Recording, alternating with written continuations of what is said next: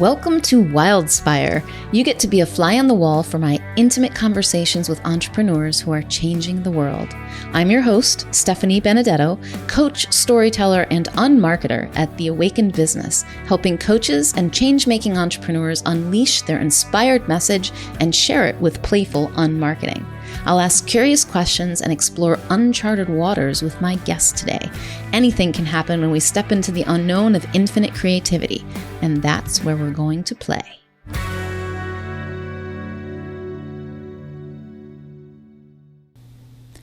My conversation with Linda Katz was a truly magical experience.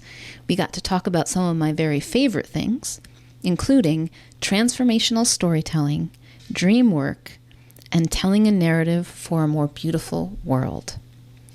Let me tell you a little bit more about Linda Katz. Linda is a wild feminine soul guide and Koya movement teacher who's been on a quest for the last decade to reclaim her wild.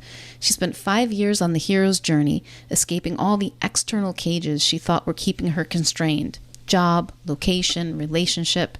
But after changing nearly everything in her life and realizing that she still didn't feel the wildness she most longed for, she set out on the heroine's descent to dismantle the cage that existed within and free her own wise and wild woman.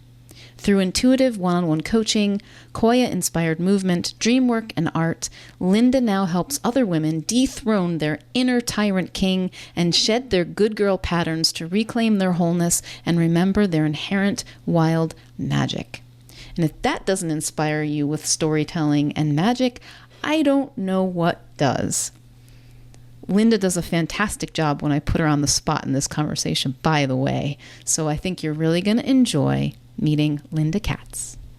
Hi, Linda, and welcome to Wildspire. How are you today? I'm doing well. Thank you so much for having me. Oh, I'm really glad that you found me, because every once in a while, a special person like yourself reaches out. I haven't been I've been doing the inviting of my podcast guests because I'm getting picky these days. And every once in a while, someone like you reaches out and it feels right. So I'm really glad that you did. And I'm happy to have you here. And you called me sunshine when you said hello. And all of that, I feel very happy about it. So, yeah. So glad. Let me begin. I want to know what dreams are like for you, because I know we were talking about your dream work. And it's something that you do for yourself personally. It sounds like maybe you do that with your clients too sometimes. So tell me about that. What's happening there? I have had probably since I invited in or asked myself to remember dreams and started sleeping with a journal by my bed, my dream life has been very active. So it's probably been, but it was even before then, because I actually a few years ago found a journal that I took with me to college, like my freshman year. And I wrote down a dream my freshman year of college that going back and looking at it now, I was like, what? I had these dreams. I had this language when I was 18 years old. Like even then there was something that was like pulling at me. My dreams are very, they can run the gamut. There's sometimes I remember little snippets. I remember an image. Sometimes it feels like I'm, processing things from the day, processing things through my life, but a lot of the times they'll be quite mythic. And I will remember, like, I can write about a dream and it will be like several pages when I wake up. I'll remember all of the details and all of the conversations. And for me, it's been a really huge way to see what's going on in my own life, to kind of understand what's happening in my psyche, to find I come more from the Marion Woodman approach to dream work, like the Jungian type of dream work. And so I see a lot of like my own masculine and feminine energy, how they're relating within me, I can usually see in dreams. And they can also sometimes they're very validating. They show me like a whole journey, because some nights I'll have a slew of dreams, like 3 in a row. And I'll see how different themes kind of get woven in different ways throughout the dreams, or certain symbols will come up. or even colors or things that are similar from dream to dream. And they've just been such a gift for me. And I love, I'll be like the dream whisperer for my friends. So whenever a friend of mine has a dream, they're like, I had this dream. Can I tell you about it? Because I just love to do that. I love to dive into, they're just so rich. I call them almost like our soul's mother tongue because they speak so much in symbol. And I think a lot of times we can do a bit of a disservice even when we're starting to want to analyze our dreams. And so we want to like pinpoint them. We kind of bring what I call that lens of like the Tyrant King, those like very specific, methodical, scientific eyes to the dream, which can kind of squeeze the lifeblood out of them. And so I think it's this process of like getting to know our dreams, learning to be in relationship with them, allowing them and inviting them to reveal themselves in their own timing. It's just super powerful. Yeah. It has the feel of a mystery unfolding, like being with the mystery, being in the question of it, like, ooh, and wonder, like, what is this dream showing me? What's happening here that's playing out that is useful for me? Is that how you use it for yourself and with clients? Or like, what would you suggest for someone who's pondering how to use their dreams for this, like as a self-awareness or something? How would you suggest we approach it? I would say the first aspect is to just invite dreams in. So really, I think it's Toko Paterno calls it creating the invitational presence, like inviting our dreams in so that we can receive them. And then I think just like with any relationship, like starting to actually value them by writing them down, by sharing them with your partner. It's like if we were befriending anything or anyone in the universe, right? We start off slowly. We don't demand that they reveal their hand all at once. We just start by saying, hey, I'm paying attention. Like I'm listening, I'm watching. And that's a good place to start, is simply by writing them down. And then you can start working with noticing, like, what are the symbols that are coming up? I do not utilize like dream dictionaries. So I think that's a very common thing, is like, I dreamt of a snake. Go to Google. What does a snake in my dream mean? And I think it's like, if this is a connection with your own soul, it's so personal. So it's also looking at like, what does it mean to you? How did you feel in the dream? I think that's one of the most important pieces, that sometimes we can get so caught up in the details, and the feeling in the dream can really give us a good indicator of, is there something that we're feeling in our lives? Is there potentially an aspect of feeling that we're not allowing ourselves to feel in our lives? So one of the ways that you can play with dreams is to make every character in the dream a facet of yourself. And so if you have that scary dream, where you're being chased by the monster, or, something, to actually recognize that perhaps some of the feelings, not only of you as the dreamer, but of the monster, is something within you as well. And so it's also deepening your own relationship with those facets of yourself. That's really interesting. I haven't done a lot lately, but I used to dabble. I like dabble in a lot of little things, and then some of it sticks and comes along with me, or bubbles up here and there. And I'm like, oh, I haven't been moved to do that in a long time for myself, or, with my client playmates. But when I've worked with dreams, I have a friend, Dr. Glenn Livingston, who actually did his PhD on dreams, and he does not believe in the dream dictionary approach, but he has a very rational and analytical mind. And he would kind of pull apart the symbols and what they represent to you personally, like making a list of them, and then start playing with them, like looking for connections. So there was that intuitive side in the way he would interpret, so to speak, but look for a message. And that's a little too analytical for me, and doesn't have the playful energy for me personally that I look for. But what I've done is look at them like stories that you can evolve and play with. So you have these characters, And inevitably there's usually some kind of conflict. I've done this in storytelling transformation sessions too with people, like, okay, we're going to tell stories together and notice how we can shift perspectives. It's fascinating to me that in a story someone tells, just like in a dream, usually they get to a point where they're blocked by something, or there's something that they don't know how to move through, but we're entirely making it up. And even when we're actually telling a story, they'll go, oh, well, the boat won't move.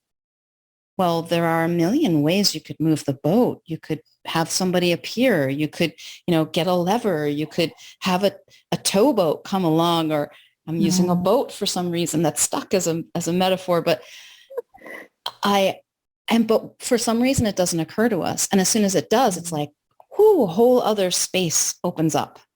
Yes. Yes. It's like, it's an invitation into the imagination. It's like, how much of what we experience as reality is really a limit of what we're capable of imagining might be possible. So it's like, yeah, maybe we're stuck in the boat using your metaphor, and we're not, like it might not even come up to us as an option that somebody appears to help us, which also feels like, it's like, oh, what a metaphor for our own lives and our own limiting beliefs and our own experiences potentially, that it's like, oh, I'm stuck. But that option isn't even like available to me, that something might, intervene on my behalf, or that someone comes to help, or that there's like a giant boat that comes in and like tugs your little boat, or whatever it is. It's like we begin to see how, like, I could totally see where you're going with like how we become so stuck in those things just because of our inability to imagine something different. And I love the metaphor for thought as story, thought as dreams. Like this idea of, we take our thoughts sometimes very seriously. This is what's happening. This is my reality. In fact, it is incredibly powerful. It is how we create our reality. Our thoughts come in and we look out at the world, and that's what we see. Yeah. And this is why it's so incredibly changeable. Like one day I can wake up feeling great and the world is beautiful and I'm seeing the sun. And the next day, still sunny, but I have thoughts that feel grumpy and awful. And I look out and it's sunny, but I'm like, oh, I hate this thing. I'm grumpy about that thing, And when we see that that's happening, we begin to notice that we can play with that. And so I like this. I like dream as a playground in the way that you're using it. At least this is what I'm experiencing as you say it, like as an exploratory place of, oh, what's happening and what else is possible? The same way that I often do in story, but that's happening all the time and we don't see it. Yes. Yes. Yeah. I love what you said there, just in terms of, I think part of it too is with dreams, we can become so hyper-focused on what does it mean? Like which is how we approach so much of life, is like, there's one right answer. Like, what's the meaning that the dream is trying to tell me? And it's like, what's one potential meaning that the dream is trying to tell you? Like, it doesn't have to be, but we approach it with such seriousness and this kind of sense of right or wrong, or am I doing it properly? Or that again, it kind of just zaps it of the energy, where when we approach with that playful curiosity, it's like, oh, there can be this facet. And then, I wonder what this dream that I had when I was 18 or 19 meant to me then, versus now I go back in it. I still come back and like revisit that dream ever since I found it. And what it means to me now is very different. And if I look at it when I'm 75, it'll probably mean something else again. And one of those isn't more accurate than the other. There's just these kind of layers of meaning and nuance that we get to dance with. That's another way that I love playing with dreams, which is kind of like, it really helps to get you out of that analytical mind, is to dance your dream. What is that like? How do you dance your dream? So just bring it, like I put on a song and then I will literally close my eyes and kind of act out through my body the feeling of different characters in my dream. And it's amazing what will bubble up to the surface that I would not have seen if I was just sitting and kind of writing and doing the thing. It's just like, oh, here's this feeling. Oh, this feels familiar. or, oh, this feels really different, or like, oh, this feels powerful. You get a kind of a more visceral sense of some of the energies that you're playing with in your dreams when you actually bring them down into your body. That's super cool. So I'm wondering, as we're talking about this, Linda, if there's a connection between the way that you explore the dream world for yourself and other people and the way that you work with the women that you help. Mm-hmm. And in that, I'm wondering if you sort of, okay, so correct me if I'm wrong, but because I'm drawing a connection here and I don't know, but like, if you help them move out of their analytical minds and start to engage with themselves, their lives, and in particular their bodies, maybe like what's happening health-wise or emotion-wise or whatever, in a way that's more curious and playful and like that dance where they're discovering and not looking for a right answer and not looking to fix, but exploring. Yes. Yes. All of that. I think that coming back into that energy is just something that we're really missing. And, we oftentimes, we do come at it from this place of wanting to fix ourselves or to look for what's wrong. Or, oftentimes in the journey, like I work a lot with people who categorize themselves as kind of the good girl.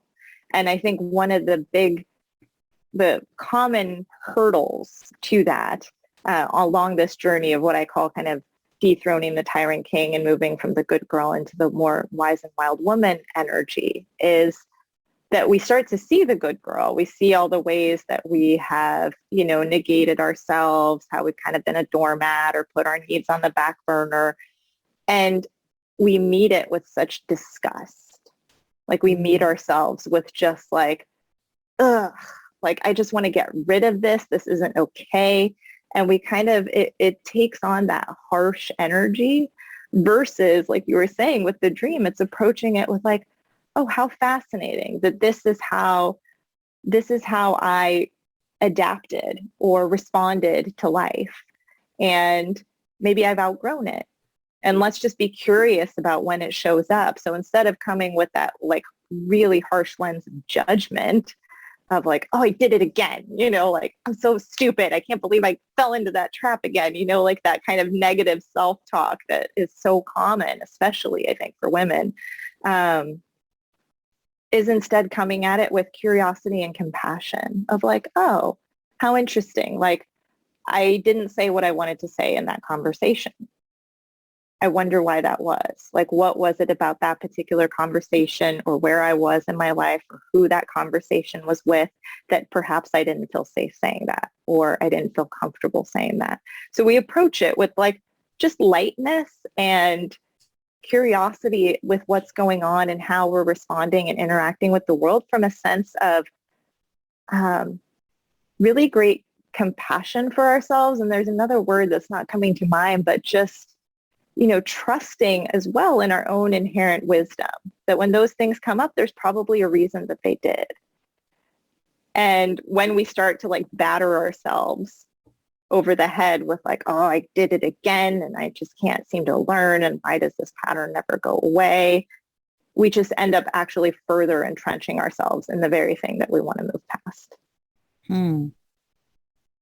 So instead we engage with curiosity and sort of move it and begin to shift gently. I really have the sense of it as you're talking about that. And I'm wondering, Linda, would you tell me, because you use these phrases and we've talked a little bit, so I have an idea of what they mean, but would you tell me a story, maybe not the story, a story of the good girl, the tyrant king, and the wise and wild woman?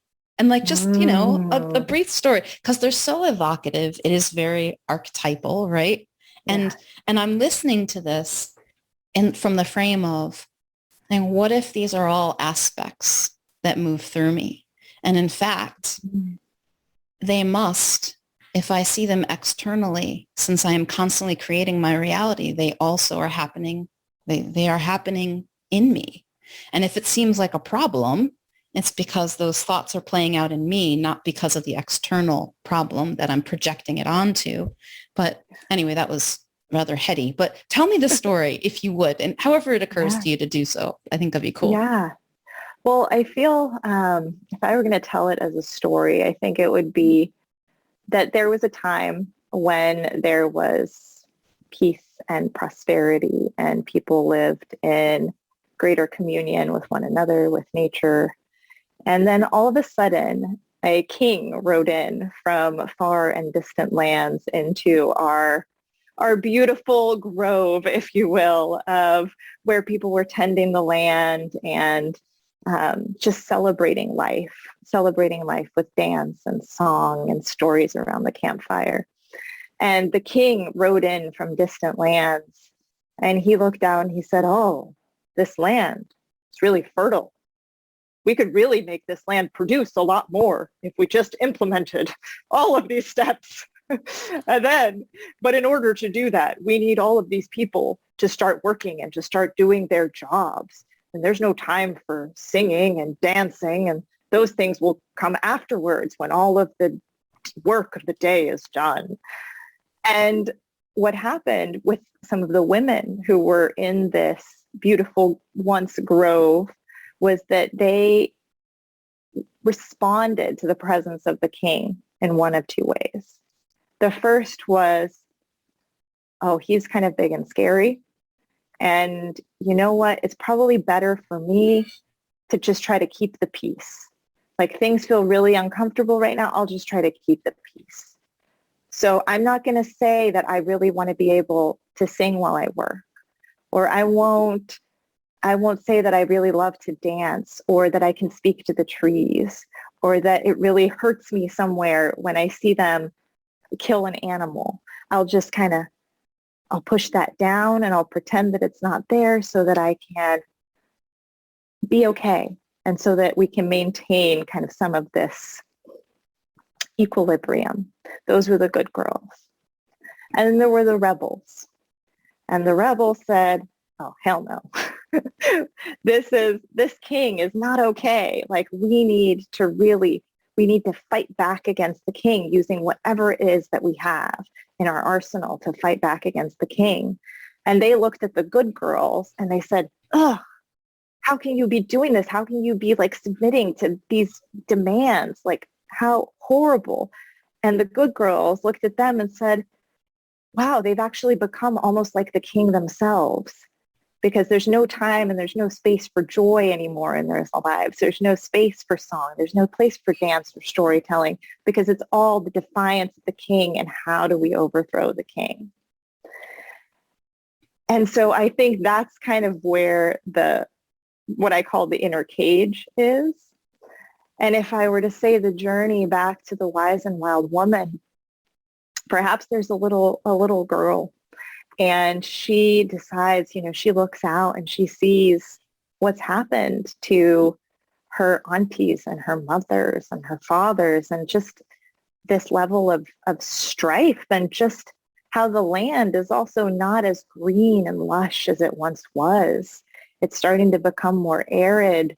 They're starting to have to spray chemicals on the land to make it produce enough to feed everyone. And so she goes and she just starts to follow this beautiful little red bird into the forest one day and comes upon an enclave of elders, of crones who are sitting in this old cave surrounded by beautiful trees. And she begins to have a relationship with them. So she realizes that, oh, there's something here. The way that I feel when I'm here in this cave, in this forest with these women, is very different from how I feel there, where everything is so tense and wound up and produce, fight, submit. And eventually she asks them, she says, could you come help us? Like you live out here and you seem like you're not in the same energetic state that, all of the people in my village are. Like you have something. And so one day she leads back these elders and these crones, and they come back into the village and they just start singing the songs. Instead of participating in the submission, instead of participating in the rebellion, they build a fire and they start telling the stories of long before the king was there. And they start inviting more and more people to come listen and more people to come dance around the fire, to remember to celebrate life rather than dominate it. And eventually that is really the energy of the wise and wild woman. I think it's within each and every one of us. We don't have to go out anywhere to get it. It's like we have to go into the wilds of our own bodies, the wilds of our own heart, the kind of cave down in our pelvic bowl, however you want to look at it. Like if your own body, soul, and psyche were this land, it's like we need to venture into places to reclaim that we haven't before. Mm-hmm. You totally put me in a trance with that, Linda. I'm like, oh, I love stories. I felt so many things in that and could relate to all the characters. What would you like to say about what that means to you and what you see in that story? I think what I see is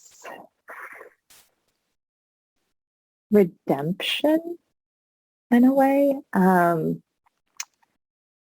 there is this, when we stay in the confines of the village, staying with the metaphor of the story, then that's all we ever know. And so those are the only options. It kind of comes back to what we were saying, with the boat metaphor. When that's where we are, that's all we know. And so that's all we see.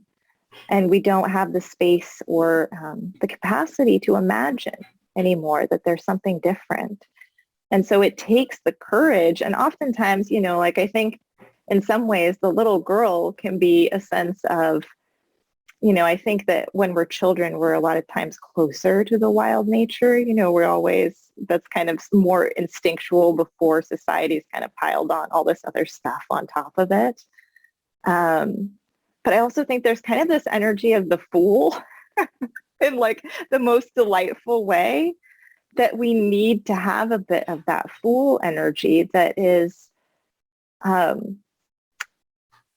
naive, but is still innocent, because we need to believe that there's another possibility, both for us and for our world. Because I see, like you were saying, like so much I agree that there's like this, like we create our reality, and I feel like it's like our reality creates us.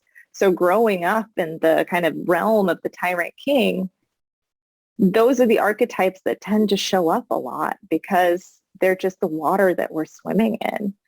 And so it takes this kind of innocence or this really childlike hope or curiosity to be willing to kind of go out into the forest and be like, oh my gosh, here's like this beautiful bird. I'm just going to follow this. Like that could be our intuition that leads us right into this new area that we haven't been. And to just, to believe that it can be different. Because I could also see if it was like somebody in their middle years who goes out and hangs out with the crones and learns all this stuff and is like, yeah, but that's never going to happen in the village. The village has been stuck in this pattern for thousands of years. Like, that's never going to change. Like, we need to have that kind of childlike sense of, oh, but why don't you guys come back with me? And like, what if I can bring more of this energy into the world? What if I can be the contributor to bring this energy in? Mm. That's so beautiful, Linda.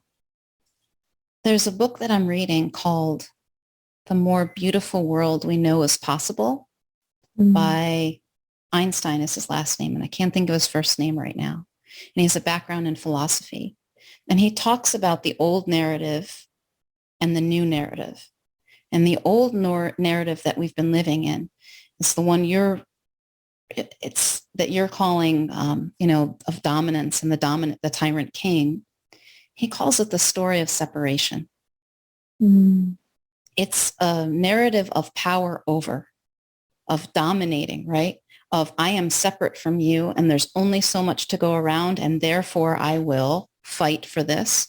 Or I'm afraid I won't get enough and I will be subservient so that I can please because I have to get, there's not enough to go around because we are all separate. And I will exert power over. And there are many different ways in which we do that. And that is the narrative that has led us to make choices that are harmful to ourselves, others, and the planet, and not care for it because it looks like everything is separate. And if we go to the spiritual representation of that it's this illusion that we are separate beings, the Maya that says we are not one, that, I am Stephanie, only this personality or this body, and you are Linda and your personality and body, and we are separate from each other. But moving into this new narrative, which he calls the story of interbeing, and it's seeing the illusion of separation, even though we have the experience of it, we connect to the oneness that we are, and that everything that we do sends ripples out into the world, and that we can't correct the problems that we created from the story of the story of separation from the beliefs that came out of separation. So we could create rules that make the companies limit or eliminate their pollution. We can make people recycle. We can make people be kind to each other with rules, but that's all coming from that culture of separation and power over. That the only way to truly, and I'm not saying that those things aren't good ideas to do, by the way, let me just put that in there, because they've helped in some ways, but it doesn't solve the underlying problem, the root of all suffering, which is this idea of separation. So instead, we need to notice that we are one and touch that place. And from that, our true nature emerges, which is not domination. It was something we touched on before we started this conversation, but is, oh, you are part of me. We are one vast, universal, cosmic ecosystem, connected in everything we do. When I really see that, my behavior will be vastly different. Because it's now I'm looking at everything as my family. Yes. Yes. Yeah. And like Marion Woodman calls that the birth of conscious femininity, where it's almost like taking the oneness and then the separation. And then like conscious femininity is like, how do we even hold our separate selves in like a vaster container? Like it's almost like the feminine energy is like how do we still hold the wisdom of the part? It's like in Western medicine is a great example, right? Like you have the heart doctor and you have the liver doctor and you have, like the intestinal or the arm, you break your arm, and like that's all valuable. And when we get so focused on the part that we lose sight of the whole, that's where we've been. That's when I look at it, that's kind of what I see is like, how can we still retain some of the things that are valuable while also like holding the space for paradox almost of separation and oneness, like you were saying, like that they get to coexist. And that can we I think that's really what we're moving towards, hopefully, because that's this, like you said, then we make different choices because we're aware that like there's some connection between us and that like this light of spirit that flows through me, flows through the tree out there, it flows through my dog, it flows through every plant and rock, and we just, we can no longer just use things, like use them for our own ends without really considering and being in gratitude and just recognizing, at least like being conscious of the fact that like, of course we have to eat, like that's a human reality and stuff, so it's like in that space, but instead of being unconscious or feeling guilty, can we move into a space of gratitude and reverence for all of these beautiful creatures and plants that we get to spend our lives with and fellow human beings. I'm just taking a moment to notice that and the difference between this way of asking for, inviting in. I loved how you used the word invitation to something before, but like, I love the word invitation. Inviting in healing and connection and a new way of being, how different that is from focusing on the problem and needing to fix it, which I'm seeing kind of reflected in all these different levels that we're talking about, whether it's in the healthcare system, our medical system, whether it's in like women as they are creating their lives and trying to fit in or not fit in, fight against, good girl, rebel, right? Yeah. Or inviting in a new energy. And I think that it's so very compelling and tempting to focus on the problem and go into the energy that created it, rather than opening up and inviting in something else more desirable. So for example, if you feel like you're in a cage, to open and invite the energy of freedom. And we can do that in story, through metaphor, through a dream. And I can see how you explore that. Or in conversation, we can do it too. And say, oh, what might bring openness here? And now we're being curious and wondering and inviting something in and seeing what shows up, not thinking we know what needs to be done to fix it. And this is such a beautiful, creative process in which it comes from.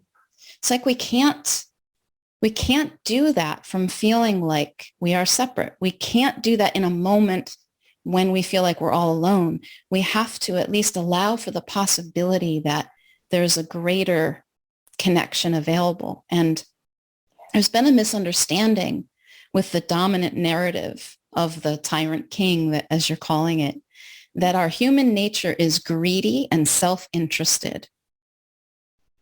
But what I see is that when I am scared, when I feel threatened, my behavior is either going to be fearful, bringing in things in close, or greedy, or lashing out in anger. All those things make sense when I feel that way. Yes. But when I know myself at home, in my body, okay, when I know myself taken care of, my behavior will be different. It will be kind. It will be generous. It will be aware. There may still be mistakes I make. I will probably still have blind spots, because I don't know everything, but I'll approach things with openness and curiosity and exploring, because I'm safe enough to do that inside of myself. And that, converse to what people are taught in the Western narrative, that is our true nature, is in when we're in that state of peace. And you had mentioned that, it existed in societies before our current societal conditioning. And I think it's always existed within us, and the possibility has been there. And there are times when we live from it, because that's our default, actually. It's only this narrative that takes us out of it. Yes. Yes. That gave me the goosebumps, the full body goosies, because it's such a shift. It's almost like when you said that about human nature, like what if human nature isn't what we've been taught? Like what if it's just a response to these kind of dominator systems? Like what if it's a response to like in that I was telling you about the work of Riane Eisler, like what if it's a response to traumas that have been inflicted, that rather than something that is truly innate to who we are? And like how radical to truly to see humanity from that standpoint, that like this is actually, and it's, I mean, I think just hearing you say that, I'm like, I can feel in my own body, in my own experience, the truth of that.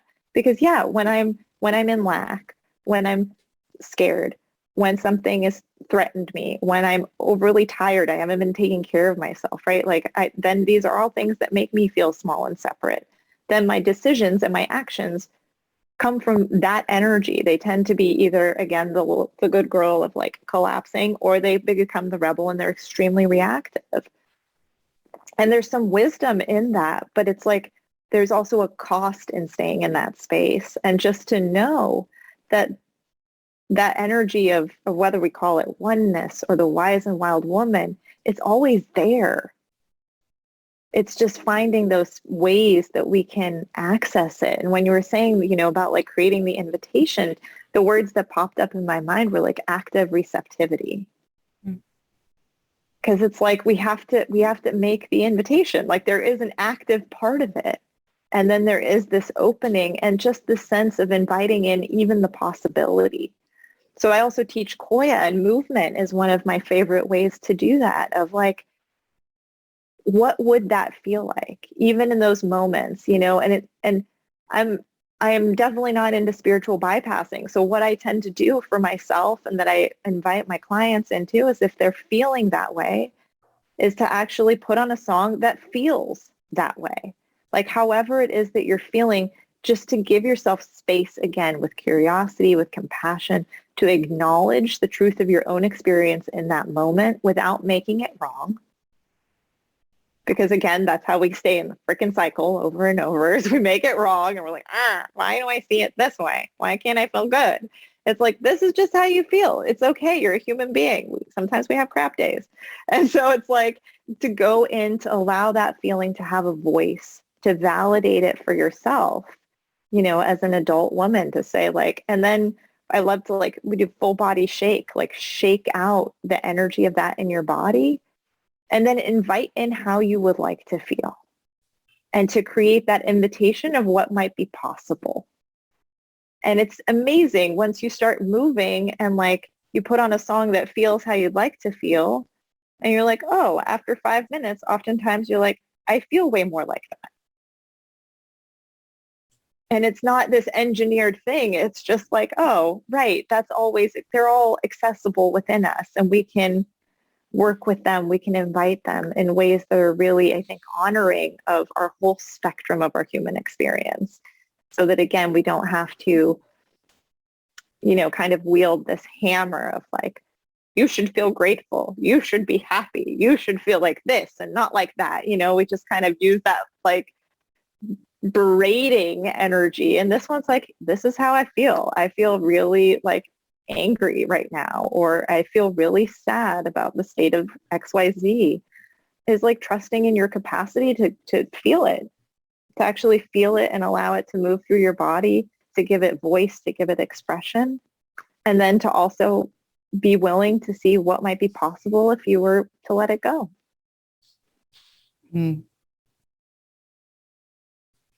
There is such a relief for me in the acceptance of what is, that I hear in what you're saying. Like, I feel sad, period. I feel angry, period. It doesn't have to mean something about me, or it doesn't have to mean something is wrong that needs to be changed. And also when I recognize that our human nature is when in that peaceful state, our nature is kind to the best of our ability. You know, like I see that is regenerative, is connected, is creative in so many different ways. It feels so hopeful. And I recognize that because of some of the dominant narrative, it can be seen as very naive and out of touch. But I think that if we listen to it, we can feel the truth of it. And it doesn't mean that there aren't things to be done. It's just coming from a different understanding of what we are. It's coming from a different experience of life that is active receptivity that you're talking about. Like it's being with what is and moving from that place, not out of desperation, but out of inspiration or creativity or exploration. And this is the way that we change the world. And it seems naive only from that old narrative, which feels constrictive and dominating and harsh.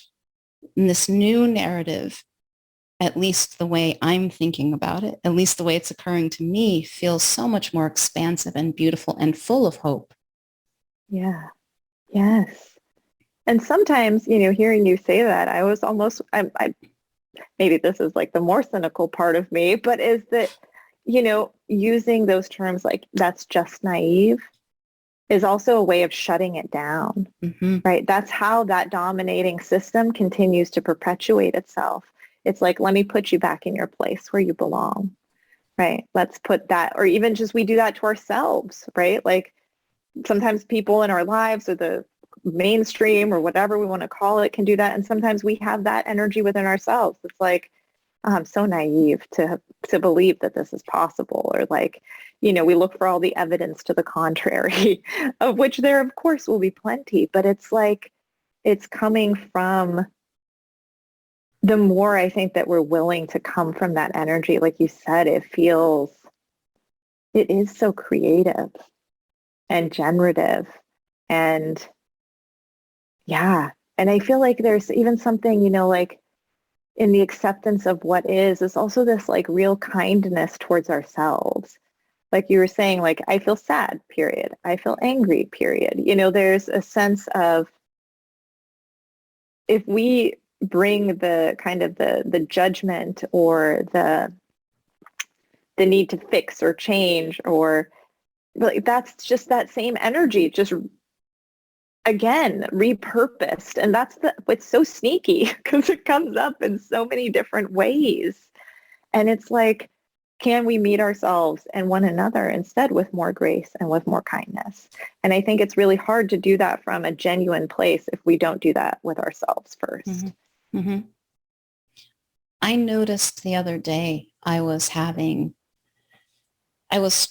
I was feeling both anger outwards towards someone around a what I might call a conflict, and also anger at myself, which looks like guilt. It was inward and outward, both, which same thing, right?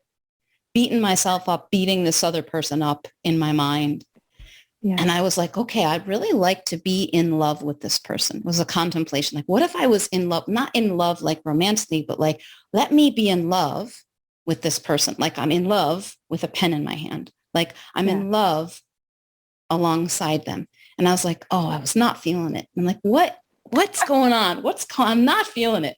And as I sat with it, I went, oh, I am arguing with reality right now. I have all these shoulds. I shouldn't have. It should have been like this. They should have. They shouldn't have.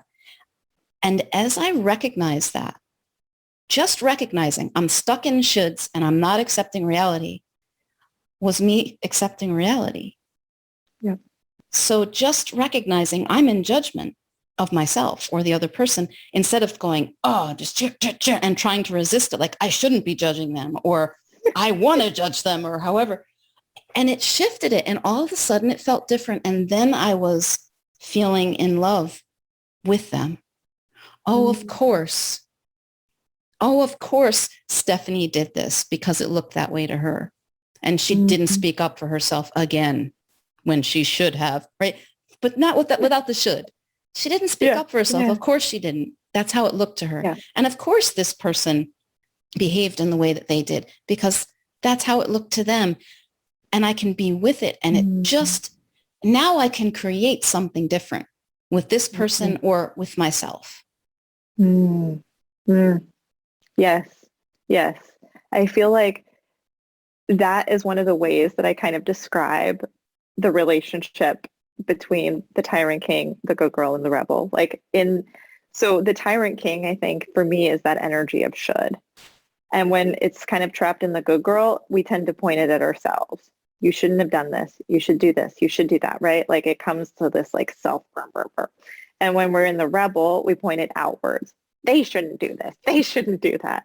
And sometimes they're both coexisting. And there is this like argument that happens, right? That is really that tyrant king energy of like, I need to control myself. I need to control them. I need to control the whole world. Like, and just the way that you said, like noticing that that was what was present is begins the process of melting it down or allowing it to not be so like, "Ugh."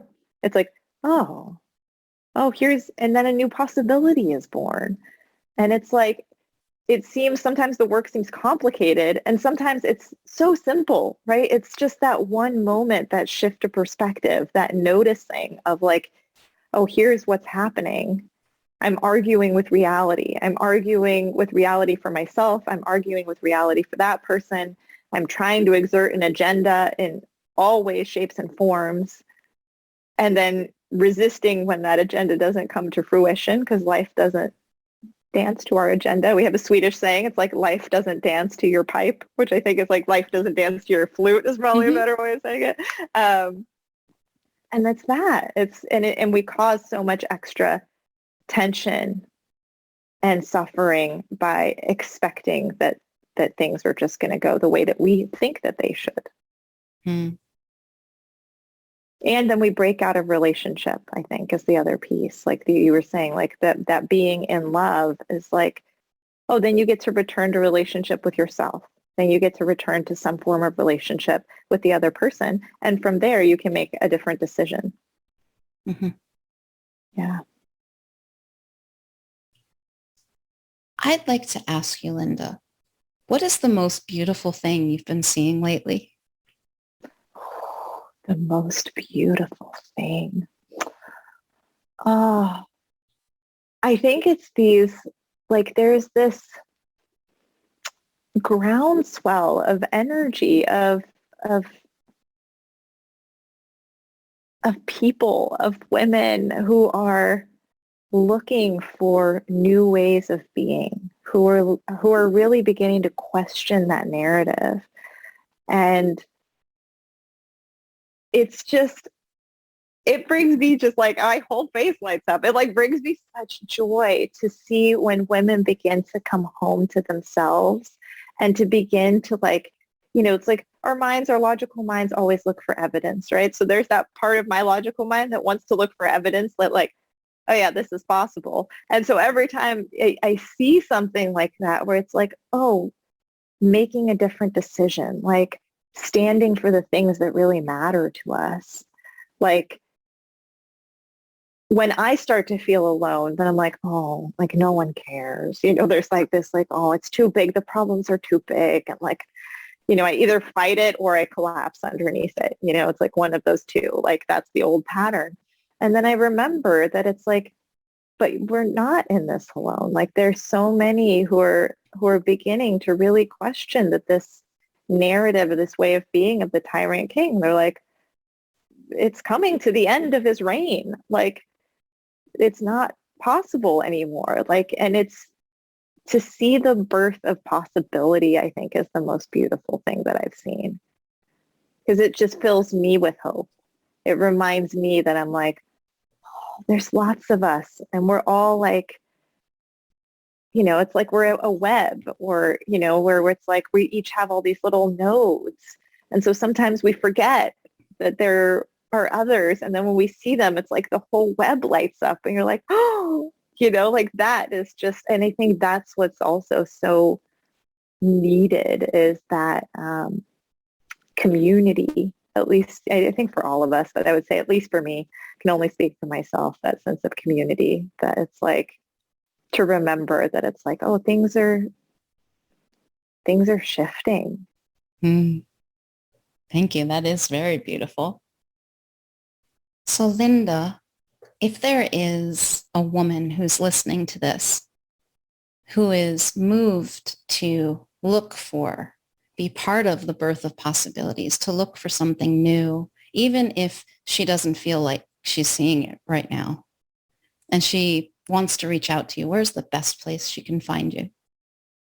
The best place would probably be my website, which is singingbirdcoaching.com. And I'm fairly active on Instagram as well, also under Singing Bird Coaching. You can sign up for my newsletter there. And I'm offering workshops on uncaging the wildness within a couple times this fall. And yeah, offer one-on-one coaching as well. Cool. And I will include those links beneath this podcast on the blog post as well. Awesome. Thank you so much, Linda. This has been beautiful. I feel like you wove some gorgeous stories of hope, stories of regeneration, stories of possibility that are alive in me. And we got to sort of tell them together. And I believe that every time we do that, that is creating them. That is sending out those ripples, those invisible ripples that we can't see in the cosmic pond that we are.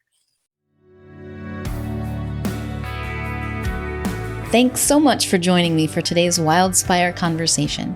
If you'd like to receive a weekly Wildspire email from me filled with inspiring stories, unmarketing experiments, tips for playing your way to impact and income without the hustle and hype, insights from my spiritual business journey, and more, go to theawakenedbusiness.com/wildspire. Until next time, may you know yourself as the gorgeous wild creation you are.